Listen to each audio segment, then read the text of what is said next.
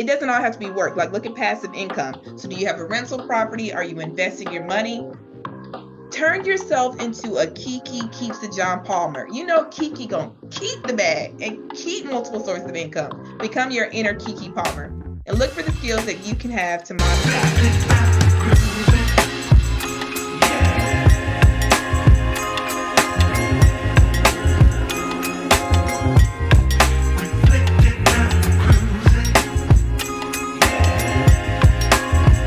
I'm Jay Stevens, and welcome to Rich Like My Melanin, where we make money moves that make sense. I break down money, investing, and wealth building in a way that's real and relatable because securing the bag isn't about working harder, it's about working smarter. Now, let's get into it. Today, let's talk about turning lemons into lemonade, better known as wealth building, even when the economy feels like it's on a roller coaster. Yes, we are talking about having that millionaire mindset during a recession. And I know it sounds wild, right? Like, trust me, it's going to work out. There are real opportunities when it comes to recession. So grab your notebook, your favorite beverage, and let's dive in. First, let's get back to the basics. Y'all know I like to level set and make sure we're on the same page when it comes to terminology. So what is a recession? I'm going to give you the technical definition, and then I'm going to give you the let's keep it real definition. The technical definition, which is also the definition that economists use, states that a recession is marked by 2 consecutive quarters of negative gross domestic product, GDP. GDP is the total monetary or market value of all the finished goods and services produced within a country's borders in a specific period of time. So in short, the economist's technical definition of a GDP is 2 quarters or 6 months where the U.S. has less value monetarily because we are producing less goods and services domestically. Now, let's get into the real definition. Like, keep it real. A recession is where the money isn't money in. It feels like everything costs more and your money doesn't go as far. That's called inflation. Interest rates are higher. That's attributed to monetary policy. And the job is laying off people, slowing down promotions, and cutting annual bonuses. All of that is what feels like a recession. Like, that's what it actually feels like when we're going through it. As bad as it can be, a recession isn't the end of the world. It's actually a very natural part of the economic cycle that occurs every 7 to 10 years. You have growth, you have a boom, you have a decline, you have a recession, and then it starts back over every 7 to 10 years. Sometimes with technology and advances in health and medicine, things go shorter or longer, but that's just the way it is. And things slow down, it gets scary, but here's the secret. It's actually a great time to build wealth. There is massive wealth transfer during recession. Although those prices drop and there's layoffs and all that other stuff, if you actually have your assets and money in order, a lot of things become undervalued. And so you can make smart money moves to be able to grow wealth during a time when everyone else is having to restrict and pull back and contract on their spending. Think of it like this. You know how the store I like, you see how I like candles. You see these candles all right here, right? Bath and Body Works has a semi-annual sale twice a year. I will not step into that store any time of the year, except during that semi-annual sale to rack up on all my candles because that is when they are on sale. So I can get the same thing I normally would get. I just am able to get it at a discount. That's what happens when a recession occurs for when you have money. Things are on sale. It's the normal stuff that will be out there. But because it's that cyclical nature of things going up, things going down, you're able to get it when it's on the downturn and get it for less. When it comes to recession, don't focus on the fear, focus on the opportunity. So let's get into what the actionable steps are so that you can optimize and obtain and seize and get all that opportunity, right? And not seize in a bad way, seize in a good way, seize the opportunity. There are 3, uno, dos, tres, 3 pillars to building wealth with a millionaire mindset during a recession. 1, diversify your income streams. 2, invest wisely. And 3, manage your debt. And you know I'm going to take you through them. So starting with diversifying your income streams. Don't rely on one source of income. In general, it doesn't matter what time of year, recession, boom, bust, whatever. Don't rely on one source of income. This is critical. One job, one source of income means a single point of failure. You lose that job and instantly you just out of it, right? You out of the game. This is why millionaires, on average, millionaires have 7 sources of income. Think side hustles, freelance work, or even starting a small business. Anything that can kind of diversify, but it doesn't all have to be work. Like look at passive income. So do you have a rental property? Are you investing your money? Turn yourself into a Kiki keeps the John Palmer. You know Kiki gonna keep the bag and keep multiple sources of income. Become your inner Kiki Palmer and look for the skills that you can have to monetize. the skills that you do have that you can monetize. Recessions often lead to job insecurity. So when you have those multiple streams, if one job is, removed, like I said, they do layoffs during recessions, you're not at a loss for income. For artists and creatives, look for freelance opportunities to use Upwork, Fiverr, and People Per Hour.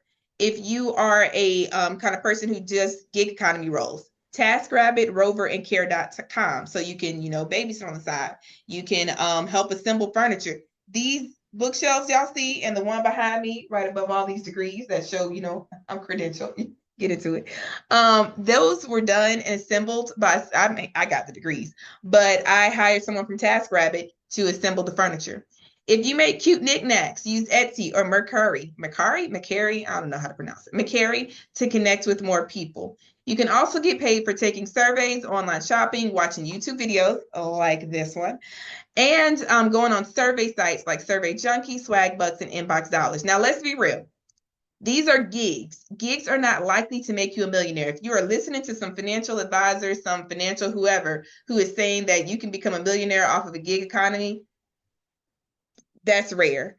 But the gigs can provide financial flexibility so that you can go after the really big millionaire level opportunities, right? So don't fool yourself into thinking like, I am going to TaskRabbit myself into wealth. You can TaskRabbit yourself into wealth opportunities, but overall, you're going to need more than just gig economies. Like there's only so many hours a day and you need to rest and eat and all those other things. So you can't work your way into it. You have to find those multiple sources of income. Okay, the second area of having a millionaire mindset during a recession, invest wisely. This is where you get into that Warren Buffett. So we were Keke Palmer in the first part, having multiple sources of income. We're Warren Buffett in the second part. Recessions are like a sale for investors. Stocks, real estate, even businesses can be bought at a discounted price. I told y'all it's like that Bath and Body Works sale. Everything goes on sale. So focus on long-term value investing. Think quality over quick wins. Don't try to game the market. Do a steady investing strategy. The one that most people talk about is dollar cost averaging, DCA. DCA involves investing a fixed amount. It could be $5 if that's all you have to spare. $5 will work. Investing a fixed amount of money at regular intervals. Let's say you do $5 every pay period. Maybe you do $500 when you get your tax return, so you have a little extra. Whatever works, you invest a fixed amount of money at regular intervals, weekly, monthly, or quarterly, regardless of the asset's current value. Because again, it's a cyclical nature, so things are always going to go up and down. But if you're just constantly investing a same amount at a same period, you're not trying to game the system. You're not trying to beat the system, because that is very hard and requires a lot of technical expertise and timing to do. You are not timing the market. You are finding a way instead to consistently grow your wealth. When you do this, you are able to buy more shares when prices are low and then fewer shares when prices are high. And because of that consistent strategic investing, even the small wins can actually pay off into big things, big time. So that's where we go from just like, oh, I'm investing because it's something I want to do. Or I heard it's a buzzword. So I'm actually investing to become a millionaire. Warren Buffett often talks about how that worked out for him. And, he was good at it. He makes it work. He is good at it. Next, manage your debt. This is where we need to get honest with ourselves, right? Like as kids say, I'm going to hold your hand when I say this. High interest debt is a wealth killer. Prioritize paying it down. And there are a few methods you can use. A lot of times we talk about debt snowball and avalanche method. And I also have a method called the emotional method, emote, whatever works best for you. So the debt snowball method is a debt repayment strategy where you prioritize paying off your smallest debts first. The theory behind it is it's psychological. So if you're paying small amounts first, you're likely to have a win sooner because you're paying a small amount. And because of that, then you feel like, yes, I've accomplished something, which motivates you to keep going.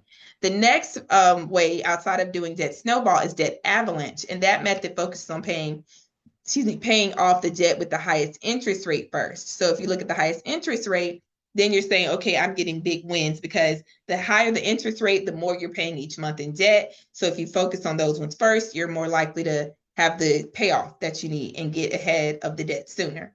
The last one, this is my homegrown methodology. I'm going to keep talking about it because someday, some way, this will be a noted and recognized form of paying off debt. I call it the emotional method, the emote method, and it is based on the fact that you should pay off the debt that irritates you most. I tell the story and I'll tell it again because I'm telling it now. might as well keep telling it, of how I had debt associated with the fact that I was supposed to be getting paid for a job. The job did not pay me. And the whole time that they weren't paying me, because they kept saying they were going to, they were like, oh, we're having issues with contracting. Now I know what y'all are saying. I should have just stopped working. Yeah, I should have done that. But in my 20s, I was doing things that, I just thought would work. They weren't always the best choice. Plus, I was trying to be nice. I wanted to help out, right? So I was not getting paid. I kept having to put all my bills, my rent, my cell phone, my groceries, everything on my credit card. And then when I finally found out they really weren't going to pay me, and I said, okay, I'm not working here. At that point, I was so mad that anytime I saw that credit card debt, it just frustrated me even more. And so it felt worse. So I focused on paying that off first because I didn't want to have to think about that frustration and feeling anymore. Speaking of peace of mind and how you process debt, becoming a millionaire really is a mindset, and you can achieve that financial freedom even in tough times, as we're discussing here. But you need information, right? You got to focus on your mindset. Surround yourself with positive influences, and then cut out the negativity. Like there's going to be people, there's going to be things on social media that say, woe is the world and everything's on fire.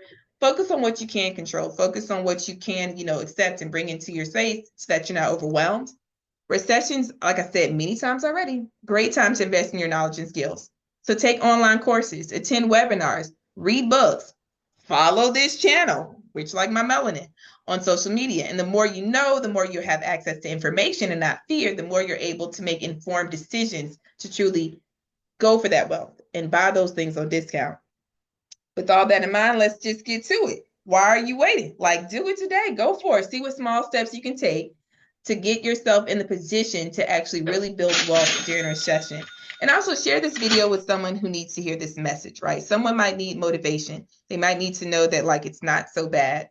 We are not in a recession right now. There are just indicators that we could be getting there. So stay tuned. I'm going to continue to give you all information to help you navigate this in an inclusion and conclusion. Don't forget to subscribe and follow Rich Like My Melanin on this channel and on all my social media platforms so that you can get more financial tips and inspiration. Peace.